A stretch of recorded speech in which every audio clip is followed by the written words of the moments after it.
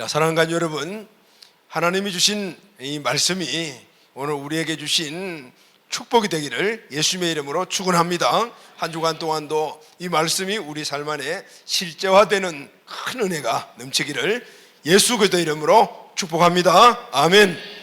먼저 우리 다 같이 요한복음 10장 10절 말씀을 함께 읽도록 하겠습니다. 다 같이 요한복음 10장 10절 읽읍시다. 시작. 도둑이 오는 것은 도둑질하고 죽이고 멸망시키려는 것뿐이요 내가 온 것은 양으로 생명을 얻게 하고 더 풍성히 얻게 하려 하심이니라. 아멘. 할렐루야. 아멘. 자, 사랑하는 가족 여러분, 자, 구원받았다는 것은 무엇을 의미합니까? 오늘 이 말씀을 보게 되면은 내가 온 것은 양으로 생명을 얻게 하고, 예수님이 이 땅에 오신 목적은 바로 양, 우리에게 생명을 주시는 겁니다. 그래서 여러분, 구원을 받았다는 것은 예수의 생명을 내가 얻었다라는 것이, 할렐루야, 아멘. 그리고 얻게 하고 더 풍성히 얻게 하려 함이라. 아멘. 생명을 얻는 자가 그 생명 안에서 누리는 바로 축복이 풍성한 삶입니다. 아멘. 풍성한 삶은 바로 예수님이 함께하는 삶, 예수의 생명으로 누리는 삶, 바로 풍성한 삶입니다. 오늘 우리가 예수님의 생명을 소유하고 함께 그것을 누리고 살아가는 이 풍성한 삶은 주님과 함께함으로 말미암아 우리에게 주어지는 놀라운 축복입니다. 누구나 누릴 수 있는 것이 아니고 바로 구원받은 자들이 누리는 것입니다. 자, 여러분, 구원에 대해서 우리가 조금 더 생각을 해보도록 하겠습니다. 구원을 받았다라는 것은 무엇을 의미합니까? 자, 구원을 받았다라는 것은 죄사함을 받았다라는 것입니다. 자, 구원받았다라는 것은 죄사함을 받았다. 아멘. 로마서 6장 23절을 다 같이 읽겠습니다. 시작. 죄의 삭선 사망이요 하나님의 은사는 그리스도 예수 우리 주 안에 있는 영생이니라. 아멘. 여러분, 죄의 결과는 사망입니다. 하나님의 은사는 우리 주 예수 그리스도 안에서 우리가 영생을 얻는 것인데, 바로 구원받았다라는 것은 바로 죄사함을 받았다라는 것인데, 바로 그 죄는 어떤 죄냐면은 사망에 이르게 하는 죄이다라는 것이죠. 여러분, 그렇다면은 사망에 이르게 하는 죄는 어떤 죄일까요? 자, 이 죄가 우리가 늘 알고 말하는 지옥에 가는 죄입니다. 오늘 이 죄를 짓게 되면은 모두가 다 지옥 갑니다. 자, 그러면은 이 지옥 가는 죄는 어떤 죄인가? 요한복음 16장 9절 말씀을 다 같이 읽겠습니다. 시작. 죄에 대하여 함은 그들이 나를 믿지 아니하며.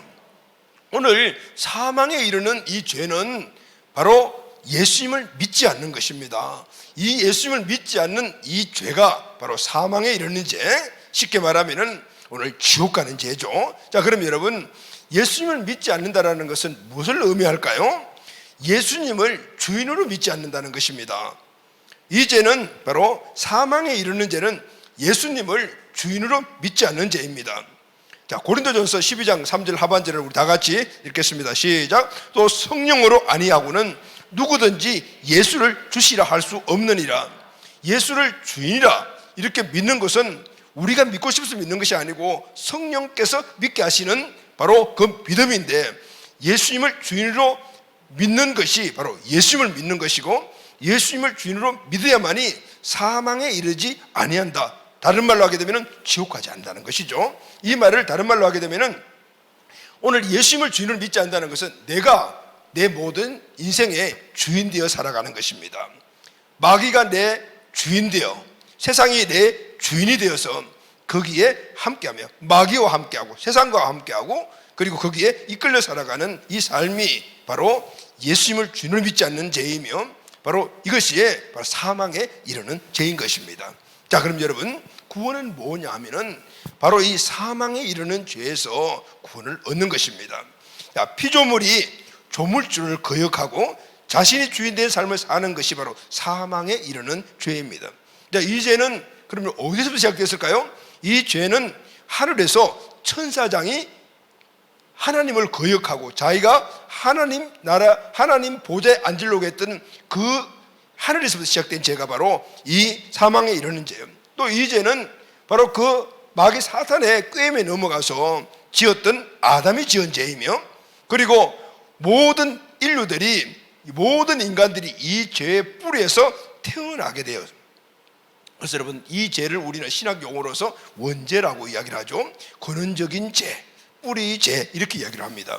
그러니까 우리는 태어날 때부터 이 뿌리 죄를 가지고 태어납니다. 근원적인 죄죠. 그리고 결국은 우리가 태어날 때부터 이 뿌리 죄를 갖고 태어나기 때문에 모든 사람들은 처음부터 예수 믿고 구원받지 않은 사람들은 하나님을 대적하는 건, 교회를 무시하고 예수님을 무시하고 이런 삶을 살아가는 거예요. 근데 여러분, 오늘 이 원죄의 뿌리에서 우리가 무슨 죄를 짓죠? 잡음죄를 지어요. 이 잡음죄는 바로 열매죄라고 이야기죠. 뿌리가 있으니까 열매가 맺어지니까 열매죄를 우리가 지었습니다. 그리고 이 열매죄는 신앙 용어로 닮아가게 하면 잡음죄라고 우리에게 이야기를 하잖아요. 중요한 것은요, 우리 인간이 사망에 이르는 죄, 지옥 가는 죄, 이 죄는 바로 뿌리죄에서 가는 거예요. 우리가 열매죄를 지었다고 해서, 바로 잡음죄를 지었다고 해서 지옥 가는 것이 아니에요. 이 뿌리죄 때문에 지옥을 가는 것이다라는 거예요. 자, 이 사실을 우리가 확실히 해야 돼요. 하나님께서는 이 사망에 이르게 하는 이 죄 가운데 살아가는 인간을 구원하시기 위해서 하신 일이 있어요. 그 하신 일이 무엇인가 하면 바로 예수님의 부활입니다. 할렐루야. 자, 예수님의 부활은 모든 사람들이 다 사망에 이르게 하는 이 죄에서 구원하시기 위한 하나님의 방법입니다. 자, 그럼 여러분, 부활이 무엇입니까? 우리 부활에 대해서 많은 이야기를 들었죠. 부활이 무엇입니까? 이 부활이 주는 참된 영적 의미를 우리가 알아야 합니다. 자, 부활이 무엇입니까? 사도행전 17장 31절 말씀을 다 같이 읽겠습니다. 시작. 이는 정하신 사람으로 하여금 천하의 공의로 심판날을 작정하시고 이에 그를 죽은 자 가운데서 다시 살리신 것으로 모든 사람에게 믿을 만한 증거를 주셨음이니라 하니라. 아멘. 자, 그가 누구죠? 예수님입니다. 하나님이 예수님을 죽은 자 가운데서 다시 살리신 것으로, 그러면 예수님의 부활이죠. 예수님이 부활하신 것은 모든 사람들에게 믿을 만한 증거다라는, 하나님이 모든 사람들에게 믿을 만한 증거를 주시기 위하여 예수님을 죽었다가 부활시키셨다는, 바로 모든 사람이 믿게 할 수 있도록 하나님께서 하신 일이 바로 예수님의 부활이다라는 것입니다. 자, 그럼 여러분, 오늘 예수님의 부활이 우리에게 주는 그런 의미가 뭘까요? 요한복음 2장 22절 말씀을 우리 다 같이 한번 읽겠습니다. 시작. 죽은 자 가운데서 살아나신 후에야 제자들이 이 말씀하신 것을 기억하고 성경과 예수께서 하신 말씀을 믿더라. 아멘. 자, 여러분, 제자들은요, 예수님을 3년 반 동안 따라다녔습니다. 그런데 예수님이 십자가에 달리시자 도망가고, 그분이 십자가에 죽으시니까 다들 도망가 버렸어요. 그런데 여러분, 그 제자들이 바뀌었어요. 변화되었습니다. 어떻게 변화되었습니까? 부활하신 예수님을 만난 후에 그들의 모든 것들이 변화되었어요. 요한복음 2장 21이 그 이야기를 하고 있습니다. 죽은 자 가운데 살아나신 후에야 제자들이 예수님의 부활하신 예수님을 만난 후에 이 말씀하신 것을 기억하고, 예수님은 평소에 제자들에게 내가 죽으면 3일 만에 부활하겠다고 말씀을 하셨어요. 그런데 그 말씀을 제자들이 믿지 않았어요. 그런데 부활하신 예수님을 만났어요. 그때부터 그들은 예수님이 하신 그 말씀들을 다 믿게 되었어요. 성경과 예수께서 하신 말씀을 믿었더라. 예수님이 하신 말씀뿐만 아니라 이 성경 말씀이 다 하나님의 말씀임이 그때 믿어지게 되었다는 거예요. 자, 거기서 끝나는 것이 아니죠. 로마서 14장 9절 말씀을 다 같이 읽겠습니다. 시작. 이를 위하여 그리스도께서 죽었다가 다시 살아나셨으니 곧 죽은 자와 산 자의 주가 되려 하심이니라. 아멘. 제자들은요, 예수님이 죽었다가 살아나신 그 부활하신 예수님을 만난 이후에 예수님이 그들이 생각했던 어떤 능력이 있는 인간 예수가 아니고 그분이 살아계신 하나님의 아들이시구나라는 것을 알게 되었어요. 그리고 그 부활을 통해서 예수님이 나의 주인 되심을 믿게 되었어요. 아멘. 이를 위하여 그리스도께서 죽었다가 살아나심으로 죽은 자와 산 자의 주가 되려 하심이라. 자, 그럼 여러분, 이 부활의 의미는 많은 의미를 담고 있어요. 부활하신 예수님을 만난 이후에 제자들의 변화된 모습이 바르고요, 제자들은 부활하신 예수님을 만난 이후에 예수님이 바로 살아계신 하나님의 아들이라는 사실을 믿게 되었습니다. 아멘. 그리고 거기서 끝나는 것이 아니고 예수님이 평소에 하시던 모든 말씀을 다 하나님의 말씀으로 믿게 되었습니다. 아멘. 그리고 예수님이 십자가에 달려 죽으셨던 그 일이 예수님 말씀하신 대로 모든 인류를 구원하신 일이구나 믿게 되었습니다. 그리고 그분이 흘리던 그 피가 인간의 피가 아니고 하나님의 피구나, 보혈이구나. 그래서 그 보혈이기 때문에 모든 사람들의 죄를 사하고 씻고도 남음이 있구나 믿게 되었어요. 아멘. 그리고 살아계신 하나님의 아들 그 예수님이 나의 주인이시구나 라는 것을 알고, 그리고 그분을 마음속에 주인으로 모시며 그 주인 되신 그분과 함께 동행하는, 생명을 함께 누리며 살아가는 그 삶을 통하여 풍성한 삶을 살게 되었던 것입니다. 할렐루야. 아멘이죠 여러분. 그래서 여러분, 사도행전을 보게 되면은 초대교회에, 이 사도행전 초대교회가 만들어지기 전 복음을 전하는 이 사도들의 이 일관된 메시지가 바로 이거예요. 회개하라는 건. 뭘 회개하라는 것이죠? 너희들이 네 자신이 주인이 되고, 그리고 마이가 주인이 되고 세상의 주인 되어 사는 삶을 회개하고, 그리고 부활하신 예수님, 하나님의 아들인 그 예수님을 오늘 내 마음속에 모셔라. 오늘 이것이 그들의 메시지의 일관된 내용이었어요. 주 예수를 믿으라. 그리하면 너와 내 집이 구원을 얻으리라. 회개하고 복음을 믿으라. 그러면 구원을 얻을 것이라. 이것이 바로 초대교회의 사도행전의 복음이었어요. 오늘 이 복음을 사도들이 성령의 능력으로 전했을 때 그 복음을 받아들인 사람들 마음속에 성령께서 그들이 자기가 주인 되어 살고 마이가 주인 되어 살고 세상의 주인 되어 살아갔던 것들을 철저하게 회개하게 만들고, 예수님이 주인이심을 고백하여 예수님 앞에 굴복하고 그 예수님을 마음속에 주인으로 모시고 그들도 함께 살아가게 돼요. 할렐루야. 그때부터 그 예수님의 모든 것들을 함께 공유함으로 말미암아 풍성한 삶을 살아가게 되었던 것입니다. 아멘. 구원받은 자에게는 그래서 이 풍성한 삶에 감격이 있습니다. 무슨 감격이죠? 예수님과 함께하는 삶이 얼마나 감격적인 삶인가, 구원받은 삶이 얼마나 감격적인 삶인가, 제사함을 받은 것들이 얼마나 큰 축복인가. 오늘 이 사실을 가지고 살아가니 그 삶 자체가 이전과 다른 새로운 피조물의 삶에서 감격적인 삶을 살고 힘있는 삶을 살게 되었어요. 구원받은 자들이 누리는 마음속에 주인 되신 전능하신 하나님의 그 능력을 이제는 믿게 되었으니까, 그것을 공유하게 됐으니까, 그 힘과 함께하게 됐으니 세상을 만만하게 보고 세상을 믿음으로 승리하며 침령에서부터 주시는 그분과 함께하며 의와 평강과 희락을 누리는 바로 천국의 삶을 살게 되었던 것입니다. 아멘. 이것이 바로 실제적인 우리 크리스천들의 역동적인 삶의 모습입니다. 감격적인 삶의 모습인 것이죠. 엄청난 축복이요, 엄청난 감격입니다. 사랑하는 가족 여러분, 저와 여러분들에게는 이 감격이 있습니다. 아멘이시죠? 아멘. 그래서 우리는 여러분 이 감격 때문에 제사함을 받고 예수님이 내 중심의 주인이 되셔서 그분의 전능하심이 내 안에 계심을 내가 믿음으로 살아가는 그 시작돼 그 감격 때문에 내 삶을 주님께 자발적으로 헌신하여 드리며, 그런데 그것이 너무나 감사하고 뜨겁게 살았던 그런 감격들이 있지 않습니까? 교회를 위해서, 교회 가족들을 위해서 기도하고 물적으로 돕고 정성을 다해서 생명되어 그것이 우리에게 큰 기쁨이 되었던 그런 감격적인 삶의 기억들이 있으시죠? 주님 사랑 안에서 가정을 바라보니 매일 분란과 어려움들이 있는 가정이 다시 가정 천국이 이루어지면서 서로 사랑하고 화목하고 주 안에서 그런 향기나는 가정을 만들어갔던 그런 감격들이 우리에게 있지 않습니까? 세상을 전능하신 주님이 내 안에 계신 주인의 그 믿음을 가지고 바라보니 이전에는 세상에 나가 직장에 나가 살아갈 때 매일 꿀리고 주저앉고 힘들고 어려웠지만 이제는 세상이 만만하게 보여서 오늘 세상이 감당하지 못하는 승리의 삶을 살았던 이런 감격들 있으시죠? 있잖아요.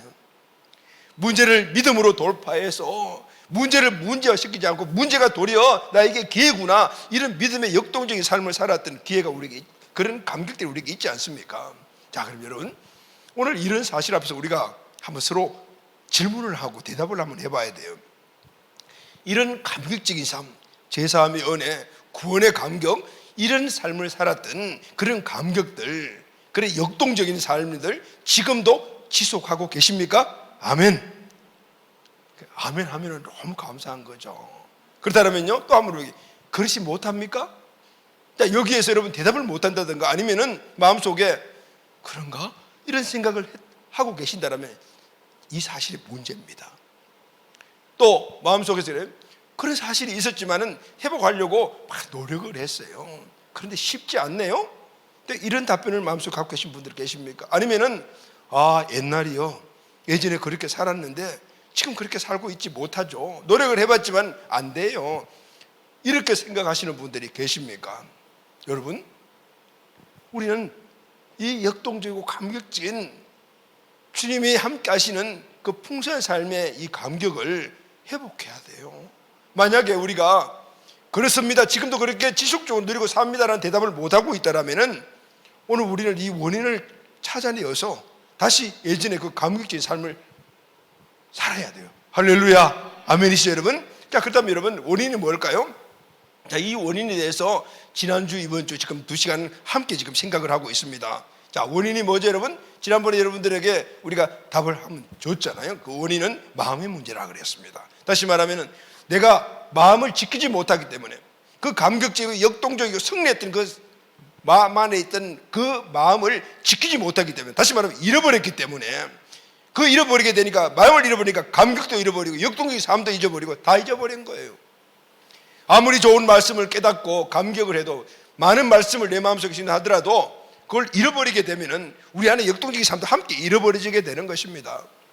마음을 마귀에게 빼앗기면은 그것도 함께 그동안 누렸던 풍성한 삶, 구원의 감격적인 삶, 역동적인 삶 다 옛날이여가 되어버리는 겁니다. 옛날 마귀의 종노를 했던 그 삶으로 돌아가는 겁니다. 구원받은 자가 예수님이 주인 되신 마음을 지킨 것을 실패하게 되면은 그것도 함께 누려있던 모든 풍성함 다 잃어버리는 거예요. 그래서 마음이 너무 중요합니다. 그래서 마귀란 놈은 어쨌든 오늘 우리가 주님과 함께하는 이 풍성한 삶을 뺏어가려고 우리 마음을 계속해서 공격을 합니다. 자, 우리 마음을 지켜야 합니다. 할렐루야, 아멘.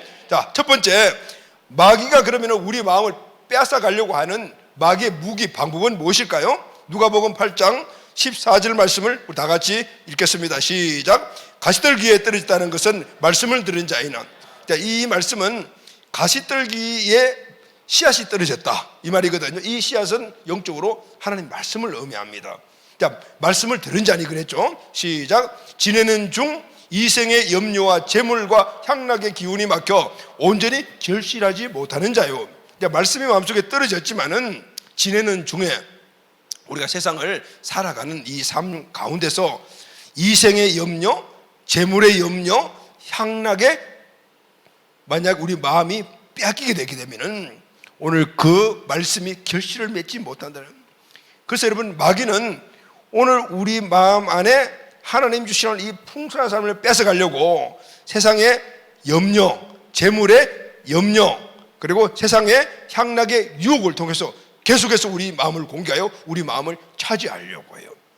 만약에 이때 우리가 이 세상의 염려, 재물의 염려, 향락의 유혹에 빠져 우리 마음을 뺏겨버리게 되면은 그동안 우리가 누렸던 구원의 감격, 그리고 제3의 감격 다 사라져 버립니다. 뜨거웠던 마음 서서히 식어갑니다. 예수님과 함께 누렸던 마음 천국, 의와 평강과 희락의 삶도 다 잃어버리고 천국의 삶도 잃어버리는 거죠. 영적 분별력이 없어집니다. 하나님의 말씀이 내 마음의 중심에 없으니까, 말씀의 잣대가 없으니까요, 세상을 보는 관점이, 모든 관점이 영적인 관점이 아니고 이제는 마귀의 관점, 내 생각의 관점, 이런 것을 가지고 바라보게 되는 것이죠. 여러분, 여기서 끝나는 것이 아니에요. 어느 순간에 이전에 마귀의 종으로 살았던 그 이전의 삶의 모습으로 내가 돌아갔는데, 중요한 것은 그 모습이 지금 내가 바뀌었다는 모습으로 생각지도 못하고 그 삶의 결과가 어떻게 될 것이라는 걸 인지하지 못하게 돼. 이게 문제라는 거죠. 왜냐하면 기준이 없거든요. 영적 잣대가 없어졌기 때문에. 자, 여러분, 그래서 우리는 꼭 알아야 될 것이, 마귀가 우리의 마음을 빼앗고 사용하는 가장 강력한 무기가 염려라는 것입니다. 이생의 자랑, 이생의 염려, 재물, 향락, 이 세 가지를 지금 이야기했는데, 그 중에서 마귀가 가장 강력하게 우리 마음을 장악하려고 하는 무기가 바로 염려라는 무기예요.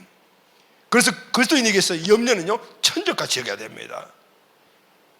오늘은 마음을 지키는 것 가운데서 가장 중요한 염려에 대해서 여러분들과 마음을 나누려고 합니다.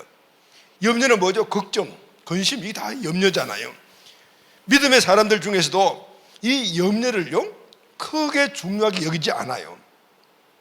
염려, 뭐들 있는 것이지 이렇게 생각을 합니다. 왜냐하면 우리 일상에서 아무렇지 않게 당연하게 늘 생각하는 것이 염려, 걱정이기 때문입니다.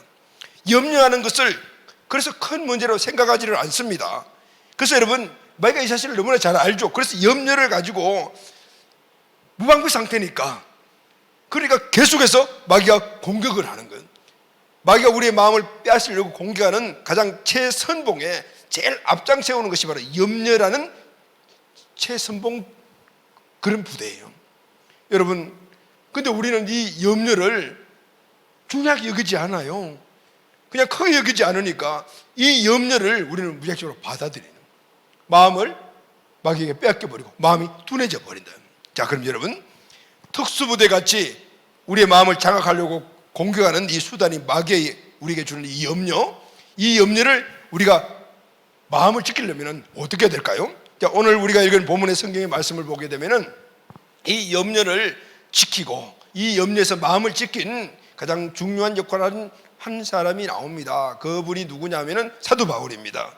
오늘 본문은 사도 바울이 사랑하는 빌립보 교회 성도들에게 항상 기뻐하고 범사에 감사하라 이 말씀을 고면하고 있습니다. 자, 오늘 우리가 본문 말씀 다시 한 번 더 읽어보도록 하겠습니다. 4장 4절에 7절 다가 시작. 주 안에서 항상 기뻐하라. 내가 다시 말하노니 기뻐하라. 너희 관용을 모든 사람이 알게. 여기까지만 우리가 시간이 없어 읽읍시다.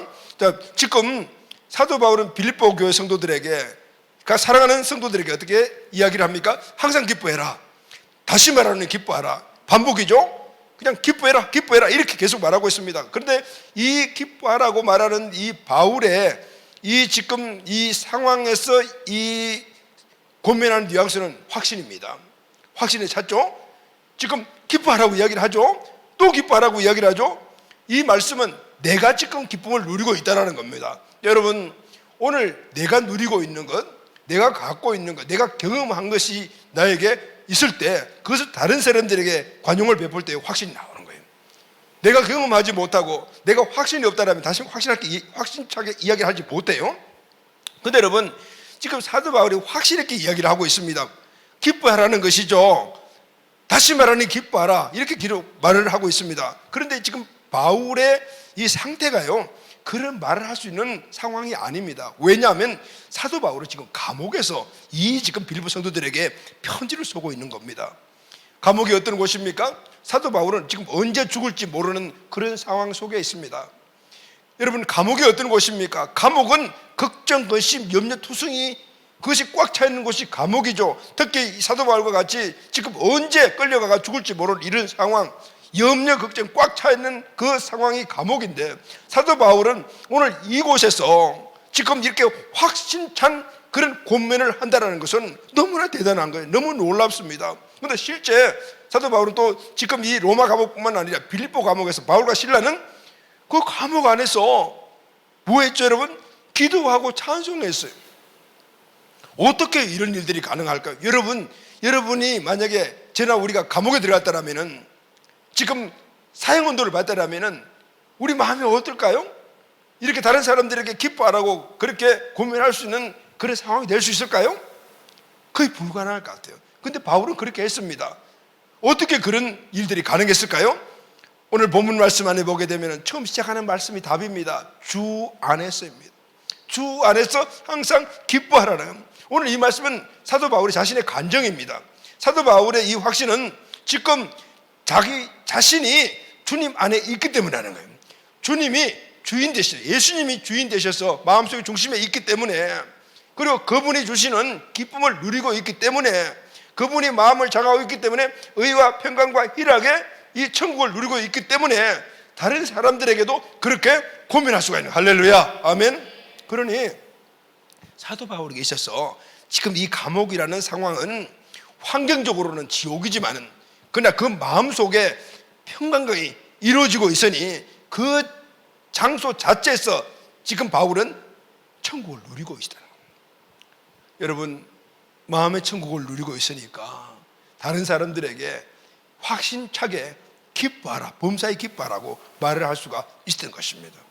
여러분, 이것이 바로 그 생명 안에 있는 구원받은 제사함받은 자들이 오늘 이 땅에서 누리는 풍성한 삶을 주 안에서 주님과 함께함으로 말미암아 그 생명이 주시는 풍성한 삶을 누리는 자만이 오늘 사도 바울과 같이 어떤 상황 속에서도 자기 자신 스스로가 환경을 이길 뿐만 아니라 다른 사람들에게도 바로 그 환경을 이길 수 있는 힘을 베풀 수가 있게 되면 할렐루야 아멘. 사도 바울의 이 풍성한 삶은 어디에서나 누리고 있다. 감옥이든 감옥이 아니든 집이든 감옥이든 어떤 상황에서 누렸든 마귀가 염려할 수밖에 없는 감옥의 환경을 가지고 공격을 했지만은 사도 바울은 늘 하던 대로 환경이 아닌 주님께 초점을 딱 맞추고 있었어요.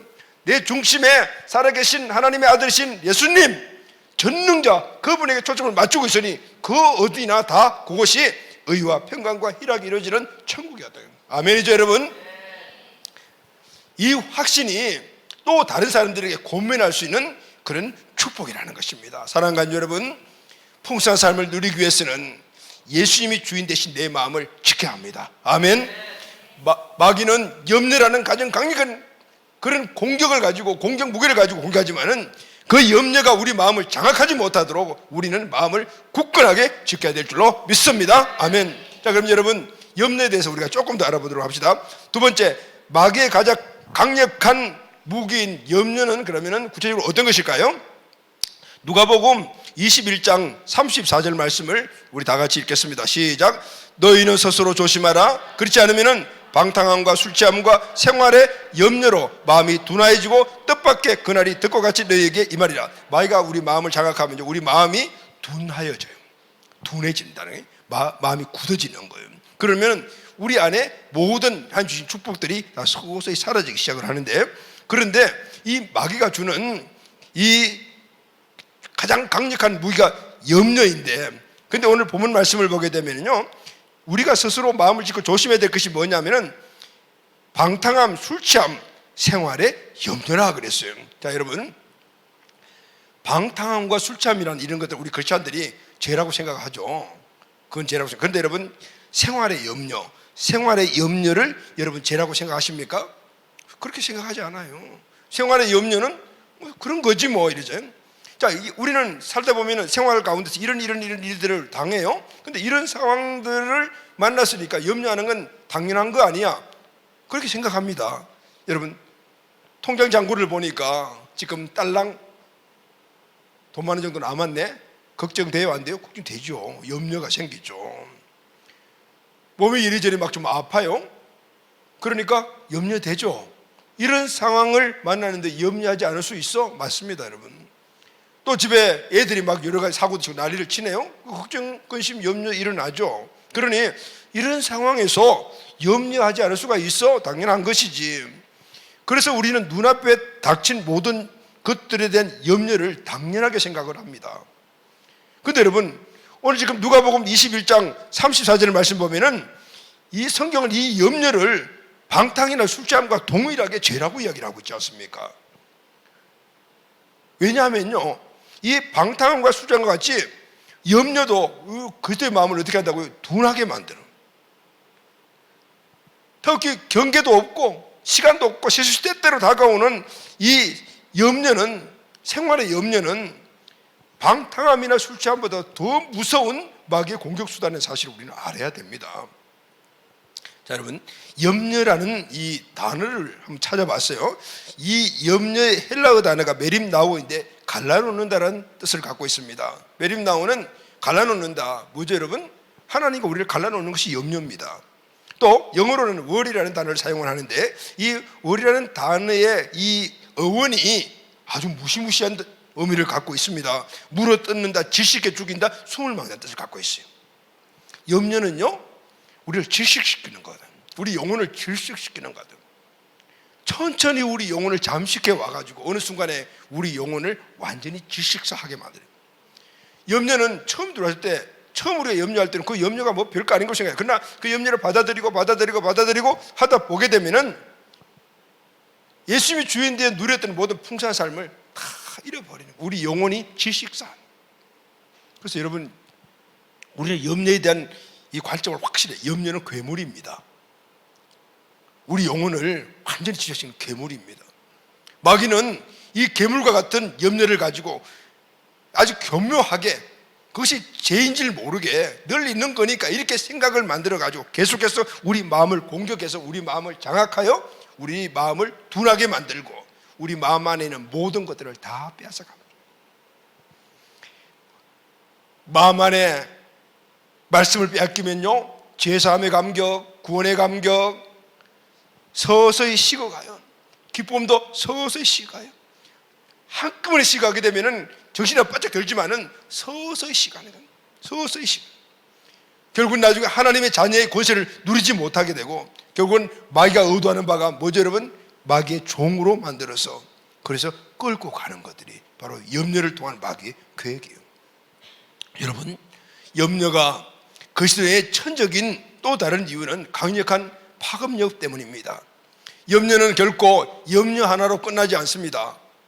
하나의 염려는 실타래를 풀듯이 다른 염려를 불러오고 꼬리에 꼬리를 물고 염려는 나중에 눈덩어리처럼 커져요. 처음에는 요만하게 타당성이 있죠. 염려하는 건 그렇게 들어왔지만은 가면을 쓰고 마음에 들어왔지만은 이 염려 하나가 계속해서 나중에는 눈덩이처럼 불어나서 우리의 마음과 몸과 영혼을 짓눌러 버리는 것이죠. 짓눌러 버리는 거예요. 속이 좀 더부룩하네? 소화가 잘 안 되네. 소화제 먹었. 또 더부룩하네? 그 소화제 또 먹었어요. 일주일 먹고 한 달 먹었는데 또 그러네? 이상하다. 그래서 인터넷을 검색해서 정상을 보니까 이거 약간 큰 병 같아. 또 계속해서 검색해 보니까 암 전조 시초 같아. 야, 그때부터는 어떻게? 나는 암 환자가 되잖아요. 그래서 잠 못 자잖아요. 병원 갔습니다. 의사 선생님이 이렇게 이야기를 했어요. 맵고 짜은 거 먹지 마세요. 술 좀 끊으세요. 그리고 약만 이따하게 한 보따리 갖고 오네요. 우리는 이렇게 염려를 키우는 경우들이에요. 그래서 염려는 여러분 파급 효과가 너무 커요. 자, 어떤 분이 이런 말을 했습니다. 염려는 자동차 기어를 중립에 두고 N에 두고 악셀레이터를 깊게 밟는 것과 똑같다. 자, 여러분, 악셀레이터를 이 기어를 중립에 두고 악셀레이터를 깊게 밟게 되면 어떻게 되죠? 엔진이 왕 하고 소리가 나지 않습니까? 그리고 연료는 펑펑펑 막 들어가죠? 차는 어떻습니까? 그 자리에서 움직이지 않아요. 염려와 이와 같아요. 오늘 염려는 우리의 영적, 정서적, 육신적인 에너지를 다 소모시키지만은 그러나 우리 인생에는 백해무익하다. 영양가 하나도 없는 거라. 그래서 여러분, 우리 이 염려를 우리 이겨야 돼요. 근데 그럼에도 불구하고 사람들은 매일 염려해요. 믿음의 사람인 우리들도 여러분 오늘 또 아침에 일어나시부터 염려하지 않으셨어요? 어떤 염려했어요? 오늘 교회 가야 된다. 무슨 옷 입을까? 염려했죠. 아침에 일어나게 되면 염려부터 시작하잖아요. 오늘 무슨 옷 입고 회사 가지? 오늘 점심 뭐 먹을까? 또 몸도 좀 찌뿌둥한데 몸에 뭐 이상이 있는 거 아니야? 출근길에 확 막히면 어떡하지? 오늘 또 직장 그 상사와 만나는데 그 상사 또 오늘 얼굴 보고 어떻게 살지?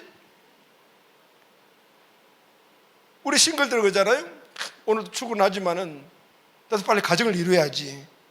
만나고 있는 애인 생각하니까 걱정되죠. 학생들 시험 걱정, 입시 걱정, 회사원들 진급 걱정, 주식 투자해 놓은 걱정, 또 나아가서는 피부 걱정, 몸무게 걱정, 탈모 걱정, 비만 걱정, 다이어트 걱정, 노후 걱정, 그 다음에 어디까지 간지 아시죠? 강아지 걱정, 고양이 걱정까지 쫙 가게 되는 수도 해야 할 수 없어요. 이게 생활의 염려, 성경은 생활의 염려라고 해요. 그런데 여러분, 이런 것들을 한꺼번에 우리 마음속에 담아놓으면요, 우리 마음이 얼마나 무거운지 몰라요. 둔해져 버려. 이런 걱정 마음에 담고 있으면 예수님 보입니까? 우리 마음의 중심에 예수님 계신데 주인이 이식이 됩니까? 그런데 사람들은 이런 것들을 크게 걱정하지 않아요. 생각하지 않아요.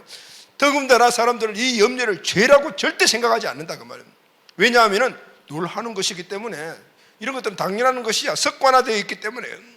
그러나 여러분, 염려 걱정이 우리 마음에 쌓이면은 우리 마음을 질식시키고 결국 영과 육을 파멸시키는 독소가 되어버리는 것입니다. 오늘 우리는 이 사실을 정말 깊이 깨달아야 합니다. 할렐루야, 아멘. 그래서 마귀가 가장 강력하게 사용하는 것이 염려인 것이죠. 보십시오 여러분, 나의 주인이 예수님이라면은 염려는 누구 거죠? 예수님이 내 주인이고 나는 예수님의 종이다. 이런 관계가 형성이 되게 되면은 지금 내가 먹고 살고 하는 이런 모든 생활의 염려 누가 책임져야 되는 거죠? 그건 주인이 책임져야 되는 거예요. 베드로전서 5장 7절 말씀을 보면은 너희 염려를 다 주께 맡기라 그랬어요. 너희 염려를 하나님께 맡겨라. 너희 염려를 예수님께 맡기라는 것이 아니고 주께 맡기라 그랬습니다. 우리 생활의 염려는 주인에게 맡기는 겁니다. 주인에게 맡겨야 줄 테니까 종인데 왜 내가 책임지려고 해요? 내가 먹고 살아가는 건 주인이 책임져 주는 것이지. 예수님이 확실히 주인이라는 이 믿음이 확고하고 내 안에 있다라면은 우리는 먹고 사는 이 생활의 염려 떠날 수가 있어요. 할렐루야. 아멘. 염려라는 것은 예수님이 내 주인 되심을 인정하지 않는 겁니다. 거기서 염려가 오는 거예요. 염려는 내가 내 인생의 주인, 내가 종인데 주인 무시하고 내가 내 인생을 내가 책임지겠다는 겁니다. 로마서 14장 9절 말씀을 보면은 이를 위하여 그리스도께 죽었다가 다시 살아나셨으니 곧 죽은 자와 사는 자 주가 되려 하심이니라. 예수님이 우리의 주인 되신 것은 주인 되시려고 죽었다가 살아나시다. 십자가에 못 박혀 죽으시고 우리의 죄를 대속해 주시어 죽었다가 살아나신 이유가 내 주인 되시려고 하는 거예요. 이렇게 예수님이 죽으시고 부활하신 내 주인 되어 주셨는데 내가 주인 되어 살아가려고 하니 예수님을 무시하는 거고 예수님을 왕따시키는 거예요. 다시 이전에 구원받기 전에 근원적인 죄, 원죄로 돌아가는 거예요. 물론 내가 주인 되어 살아가는 이 삶이 구원받은 자들에게 있어서 지옥 가는 죄는 아니에요. 그러나 그 삶으로 다시 돌아가는 거죠. 그 삶이 뭐죠? 마귀가 내 인생을 끌어갔던 도둑이 오는 곳은 도둑질하고 죽이고 멸망시키려는 예전에 그 삶으로 돌아가는 거예요. 삶이 비참하게 맞아요. 마귀는 우리의 마음을 장악해서 그 삶을 이전 삶으로 끌고 가려고 해요. 천국 가는 것은 막지 못하지만 이 땅에서 정말 제가 여러분들 자주 이야기하는 찌질이 공상으로 살아가도록 자꾸 그렇게 만들어가는 거예요. 우리는 주님 안에서 풍성한 삶을 살아가는 이미 예약되고 그것을 누리고 있는데 마음을 빼앗아가서 그 예전 삶으로 돌아가게 만드는 거예요. 마음을 지켜야 합니다. 할렐루야. 아멘. 자, 그럼 여러분 가장 강력한 내 마음에 마귀가 공격하는 수단이 염려인데 내 삶에 염려가 들어올 때 그럼 우리는 어떻게 하면 내 마음을 지키고 이기고 승리할 수 있을까요? 염려가 마음에 들어오지 못하도록 어떻게 해야 될까요? 내 마음을 꼭꼭 지켜야 합니다. 할렐루야. 지난번 시간에 함께 나눈 말씀이 동일하게 적용이 됩니다. 말씀과 기도의 삶을 습관화시켜야 합니다. 아멘. 아무것도 염려하지 말고 기도하면 우리의 마음을 하나님의 평강으로 지켜주신다라고 오늘 본문이 약속을 하셨잖아요. 다시 한번 6절 7절 말씀을 다 같이 읽겠습니다.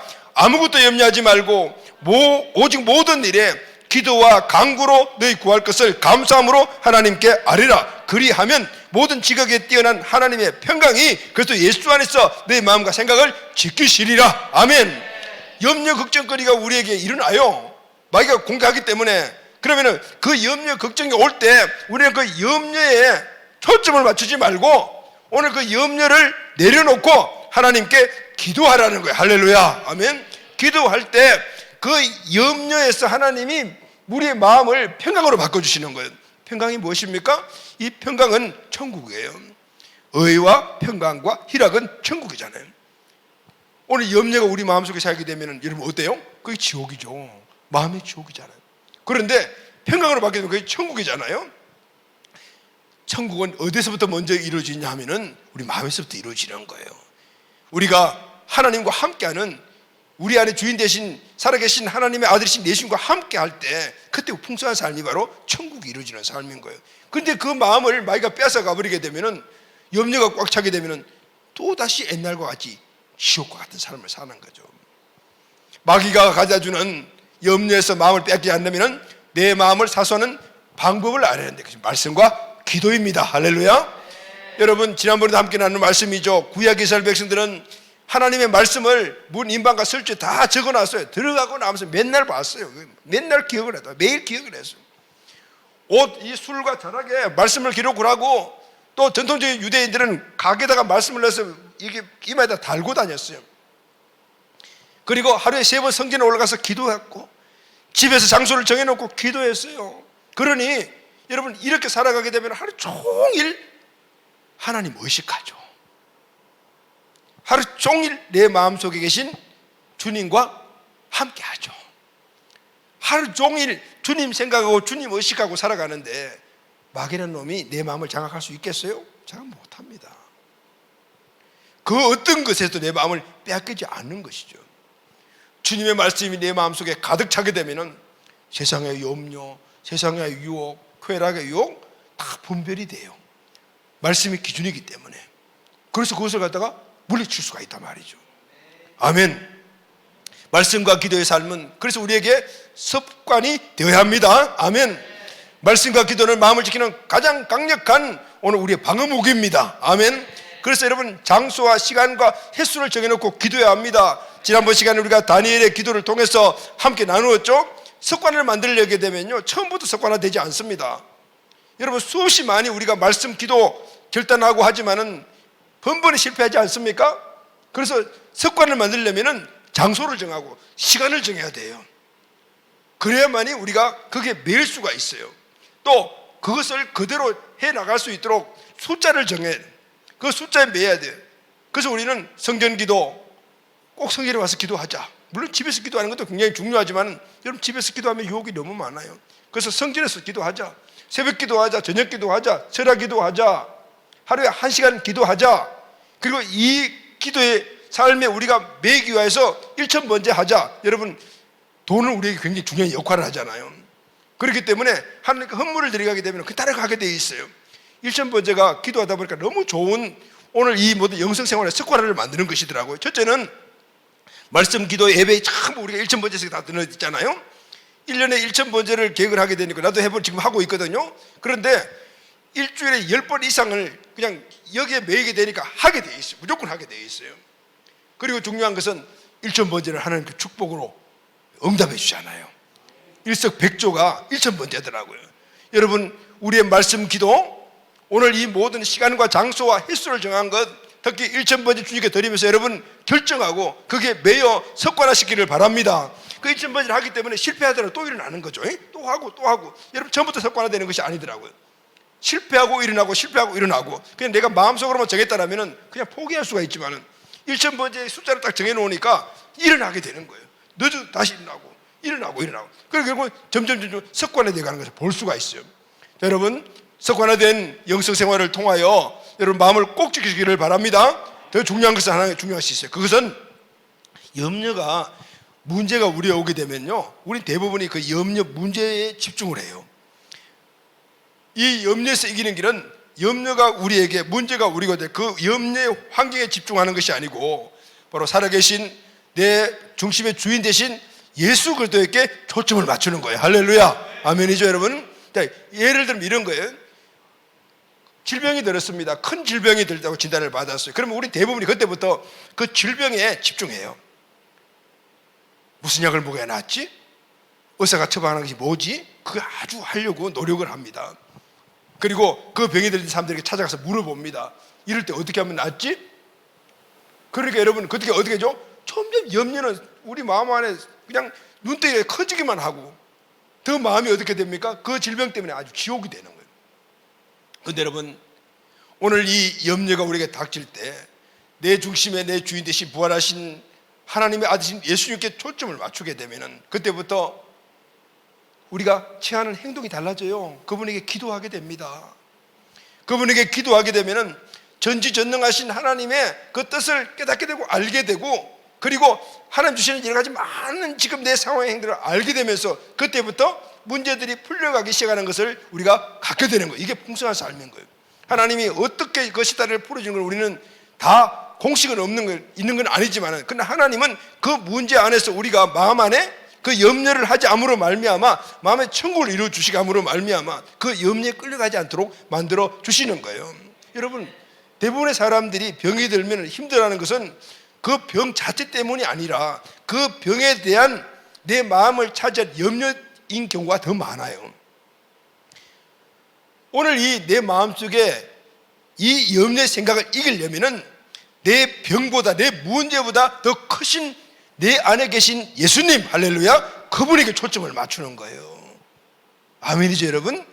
그분은 어떤 분이냐면 전능하신 하나님이시거든요. 내가 갖고 있는 어떤 문제 어떤 질문보다 크신 분이시거든요. 거기에 초점을 맞추게 되면 내 마음에 염려에서 자유함을 잊게 되는 역사가 일어나는 거예요. 모든 것들은 염려의 자유함에서부터 시작이 되는 것입니다.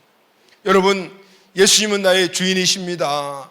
나의 모든 문제와 상황, 염려 또한 그분이 다 알고 계십니다. 할렐루야. 그래서 우리는 염려거리가 생기면 염려를 내려놓고 주님께 먼저 기도부터 해야 됩니다. 그것이 주님께 초점을 맞추는 겁니다. 오늘 본문이 바로 그냥 아무것도 염려하지 말고 오직 모든 일에 기도와 간구로 너희 구할 것을 감사함으로 하나님께 아뢰라. 그리하면 모든 지각에 뛰어난 하나님의 평강이 그리스도 예수 안에서 너희 마음과 생각을 지켜주실 것이다. 아멘. 기도하면 우리 마음 안에 이루어지고 있던 그 천국을 그대로 지켜주시는 거예요. 염려를 이길 수 있는 길은 바로 염려를 일단 내려놓고 주님께 기도하는 거예요. 주님께 초점을 맞춰요. 아멘이죠, 여러분? 오늘 또 마귀는 염려라는 강력한 무기로 내 마음을 장악하려고 수시로 생활의 염려를 가지고 우리를 공격해 오고 있습니다. 우리는 내 마음을 지켜야 합니다. 생명의 근원이 내 마음 속에 있습니다. 마귀가 가져다 주는 염려라는 강력한 공격에서 내 마음을 지키는 방법이 무엇입니까? 첫째는 말씀과 기도의 삶으로 습관화되어야 합니다. 할렐루야. 아멘. 두 번째는 염려, 걱정, 근심의 환경을 보지 말고 주인 대신 전능자, 살아계신 하나님의 아들 예수님, 내 중심의 주인 대신 그분께 초점을 맞추는 겁니다. 아멘. 전능자의 이 관점과 시각으로 염려를 보게 되면 문제거리가 아니죠. 내 생각으로 보니까 문제가 되는 것이죠. 세상 관점으로 보니까 문제가 되는 거예요. 이럴 때 우리는 마음을 잃지 않고 마음 안에 주님 주신 평강 천국을 통해서 삶을 서서히 하나님의 은혜와 능력으로 이기며 그리고 환경의 천국도 함께 만들어져 가게 될 것입니다. 사랑하는 관 여러분, 오늘 이 말씀이 우리에게 하나님 주신 큰 은혜가 되고 오늘 마귀가 우리 마음을 장하지 못하게 하는 큰 무기가 되어 어떤 상황 속에서도 마음 천국, 우리 가정 천국, 그리고 우리 삶의 천국을 이루어가는 우리 가족들이 다 되시기를 예수 그리스도의 이름으로 축원합니다. 아멘.